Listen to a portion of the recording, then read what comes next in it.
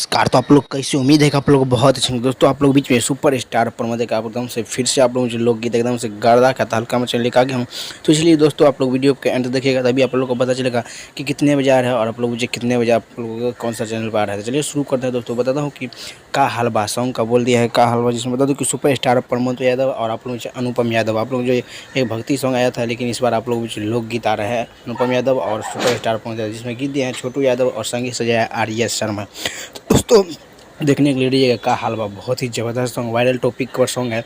आप लोग मुझे ये जरूर धमाल ही मचाएगा। बता दूं कि आप लोग जो प्रमोद यादव का इंटरटेनमेंट चैनल से आप लोग बीच में कल 6:30 पर आप लोग को देखने को मिलेगा। तो दोस्तों जाकर देखिएगा और एकदम से प्यारा सा कमेंट करके दे दीजिएगा कि बहुत बवाल सॉन्ग है।